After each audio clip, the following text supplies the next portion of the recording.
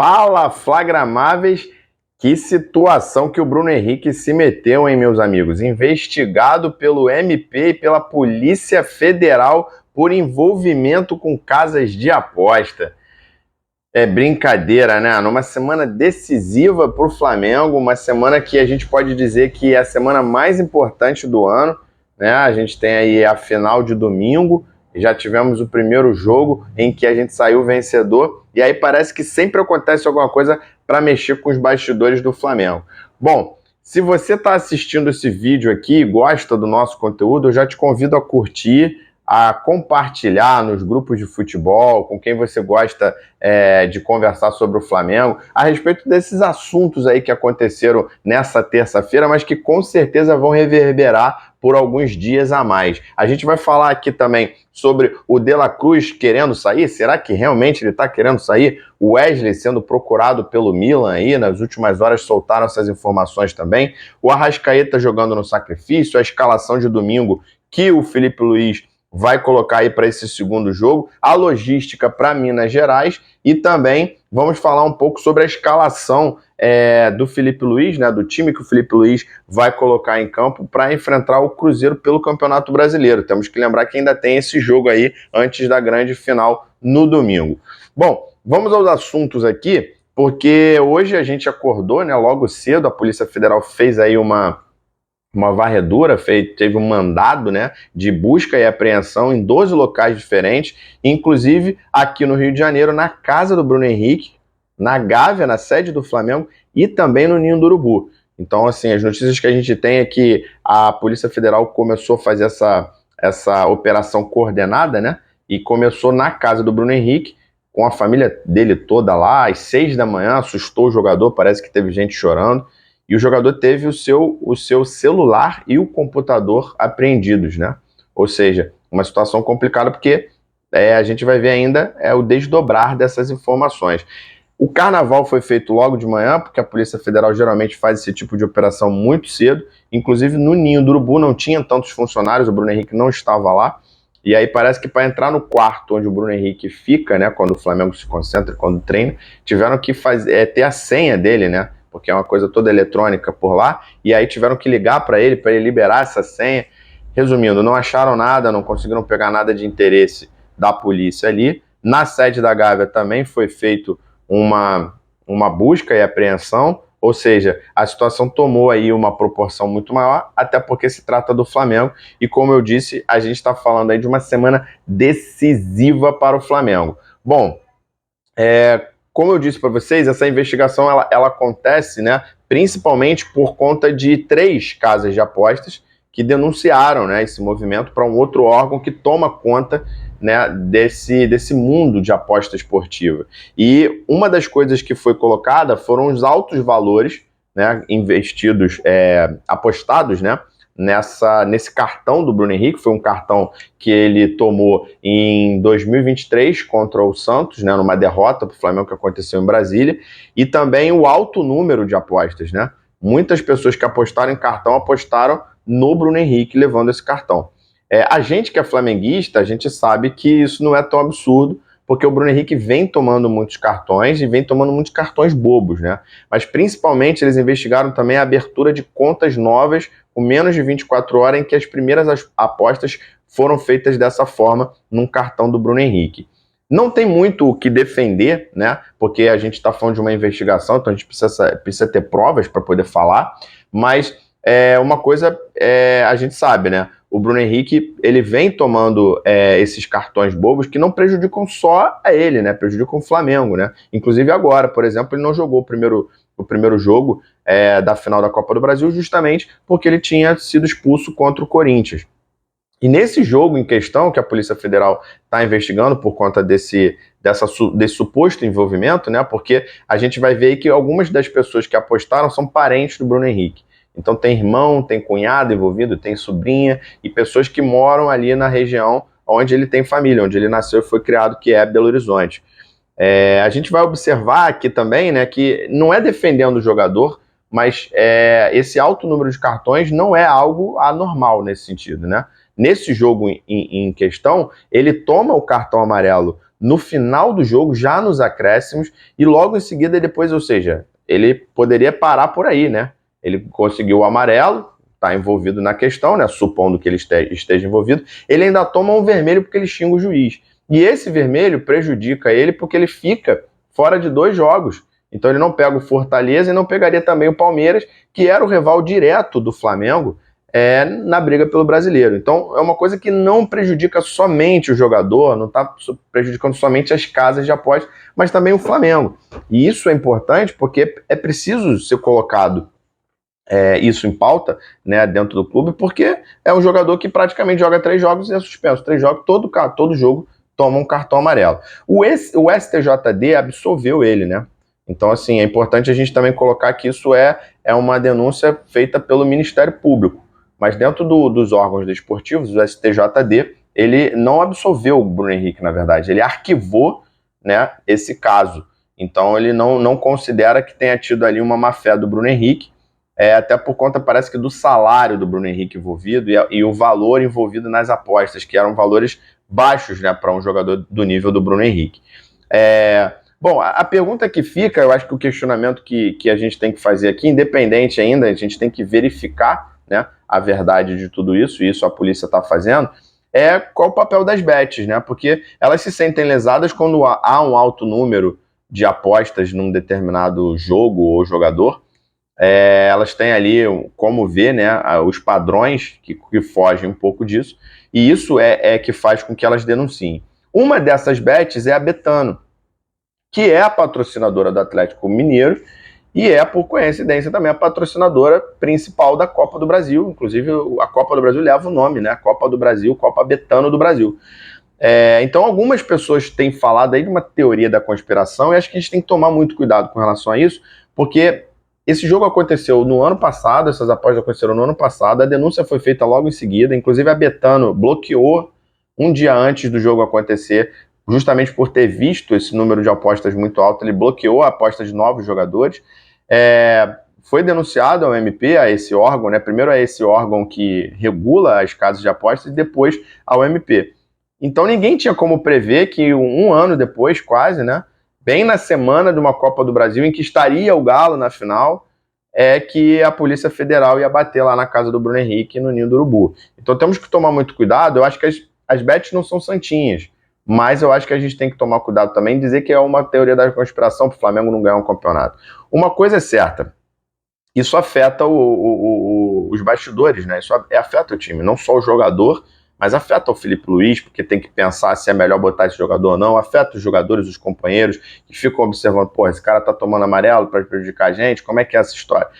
Ainda que a gente saiba, e os jogadores muito mais, né, da índole do Bruno Henrique, isso com certeza afeta. Ainda tem uma outra questão que eu acho que a gente tem que falar, que é a questão dos árbitros, né?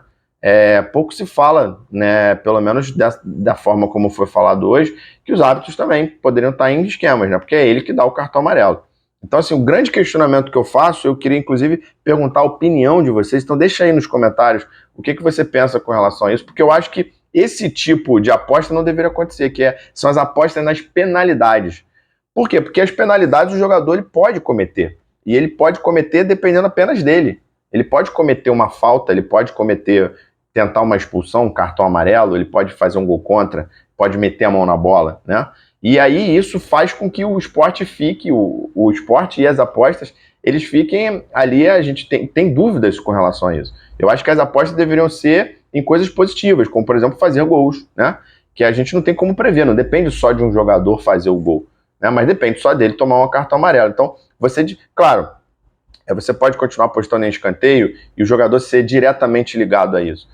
Mas ainda assim você dificultaria, né, do que você apostar num pênalti, numa bola na mão, num cartão amarelo, que são situações que dependem do jogador. Inclusive eu lembro o Tite mesmo, né, na na Libertadores, ele simplesmente disse que o Flamengo faria um gol na volta e o Flamengo não fez. Mas por que não fez? Porque não depende só dele, não depende só do time dele, depende do adversário. Então é mais complicado você conseguir manipular esse tipo de situação, né? Tanto é que o Tite virou meme porque ele não pode prometer uma coisa que ele não tem certeza que vai acontecer. E foi isso que ele fez, né? Então, na minha opinião, uma das coisas que deve acontecer é fazer o que a Betano fez, mas de forma oficial, né, você tira essa punição, essa premiação por penalidade, né, porque não faz muito sentido, tendo em vista que o jogador pode cometer e não depende de muita gente para isso. Ou o próprio árbitro pode dar um cartão amarelo, né, sabendo que tem gente apostando nesse cartão para determinado jogador. Ele tem esse poder. Você mexe com o jogo em si. Mudando um pouco de assunto, então, aqui, falando também do De La Cruz, né? Saiu aí ontem, né, na segunda-feira, saiu algumas informações de que o De La Cruz estaria insatisfeito com o Flamengo. Mas é preciso colocar os pingos nos is, né? Porque ele não está insatisfeito com o Flamengo, mas sim com o desempenho dele nesse primeiro ano de Flamengo. Ele teve uma sequência de lesões depois que ele voltou da Copa América e também, obviamente, é uma coisa que não agrada a ninguém, que é a sequência de jogos do Campeonato Brasileiro. Ou seja, a gente está falando do calendário do futebol brasileiro. Então, somado a isso, ele não está se sentindo muito bem. Então, ele, na verdade, a vontade do De La Cruz é de dar a volta por cima. Mas, obviamente, como é um jogador midiático e ele está no Flamengo, aí alguns jornais argentinos falando, né, sobre essa possibilidade, inclusive colocando o River Plate como um possível destino do De La Cruz na janela de transferência.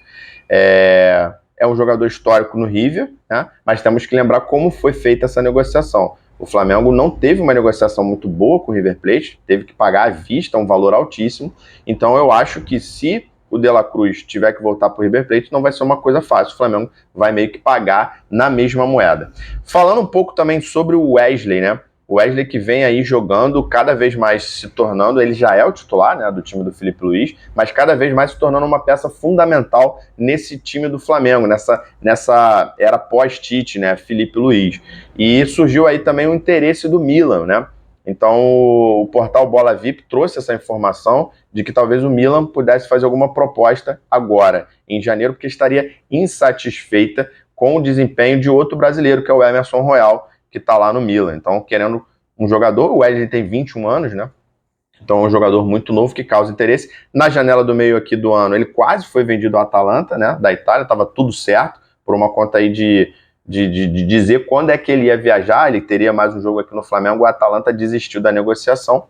Então, foi algo assim que estava já para sair. Inclusive, ele deu uma declaração dizendo que foi Deus, né? Ele, claramente, assim, resumindo, ele falou que foi Deus que entrega nas mãos de Deus as decisões, que naquele momento pensou em sair porque não vinha numa fase boa, mas que precisou ficar aqui e agradece a Deus por isso, porque precisava viver o que ele tem vivido aqui no Flamengo. Acredita que ele evoluiu como jogador, amadureceu. Isso aí eu acho que é a opinião de todo flamenguista. O Wesley ainda tem algumas deficiências, mas ele realmente evoluiu muito o jogo dele. E é um garoto de 21 anos, como eu falei. Então, realmente, a gente tem que pensar no futuro desse jogador. E aí a Europa, né, é o futuro. O Felipe Luiz, inclusive, falou sobre isso, sobre seleção brasileira e tudo mais. A posição do Flamengo que eu apurei é que o Flamengo não pretende vender esse jogador agora em janeiro. Então, se vender, venderia no meio do ano que vem. O que eu acho um pouco estranho, né? Porque aí a temporada já está em andamento, é mais difícil a gente conseguir um substituto para ele, né? E aí você venderia ele prestes a jogar o Mundial. Não sei se esperaria o Mundial acabar para vender, mas parece que o Flamengo não tem interesse mais nessa venda, até porque ele se tornou um titular absoluto, né? Então, diferente do que aconteceu no meio do ano que o Flamengo pretendia vender para a Atalanta, o Flamengo não tem tanto interesse assim, ainda que saiba que uma proposta com valores altos, o Flamengo não tem como negar. E por último aqui, falando um pouco também do Arrascaeta e da declaração que ele deu ao final do jogo contra o Galo, né? Ele deixou entender que ele está jogando um sacrifício, né? A gente sabe que o Arrascaeta não é um jogador novo, né? É um jogador que vem aí tendo algumas sequências de lesões também, né? Tem um problema sério no pubis, mas parece que agora o problema é no joelho. E declarou, inclusive, que vai ficar um tempo parado depois dessas finais para poder fazer uma espécie de limpeza, uma espécie de raspagem que faz no joelho, para poder tirar essas dores que ele tem sentido aí. E aí tem duas coisas muito importantes, né, nessa análise, ao meu ver.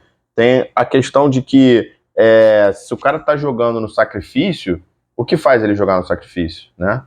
É amor à camisa. Então ele está colocando os objetivos do Flamengo na frente da sua saúde física, o que não é muito comum, né? É claro, a gente está falando de um grande ídolo, né? De um cara que já escreveu a história dele na história, um dos jogadores que mais tem títulos com a camisa do Flamengo. Acho que só perde para o Júnior, mas se ganhar agora a Copa do Brasil e de repente um Carioca, ele já até ultrapassa. É dos jogadores, né, que tem mais títulos do atual elenco do Flamengo. Então é uma postura de um ídolo, né? Um cara que vai se sacrificar justamente por conta do time, pelos objetivos. Esse é o primeiro ponto. O segundo ponto é, pô, se o Arrascaeta tem esses problemas crônicos, se o Arrascaeta está jogando dessa forma, será que a diretoria não sabe disso, a comissão técnica, né, os preparadores físicos, a parte médica do Flamengo, para se comunicar e falar, cara, esse cara precisa de um reserva. Esse cara precisa de um reserva, não é de hoje, há muito tempo a gente precisa desse reserva, para que ele possa se tratar e o Flamengo possa também pensar numa substituição. A gente não vê nenhum movimento na base de tentar resgatar algum garoto de algum outro clube ou de criar esse jogador que seja esse meia cerebral armador, camisa 10, né, que apesar dele não vestir a 10, ele é o camisa 10 do Flamengo, ele é o cabeça pensante ali. A gente não tem. A gente não tem, por exemplo, uma rede de observação na América do Sul, como o Botafogo tem, que pega jogadores mais baratos, mas que são destaques nos clubes, nas categorias de base da América do Sul. Isso me impressiona muito, porque o Arrascaeta não é novo, o Arrascaeta, apesar de ser um ídolo e hoje titular absoluto nesse time do Flamengo, ele tá ficando mais velho, daqui a pouco o contrato dele começa a chegar perto do fim, o Flamengo tem que pensar numa substituição. Ou então vai ficar dependente de jogadores improvisados. Porque não adianta falar que o Alcaraz é o reserva da Arrascaeta, porque isso não é verdade.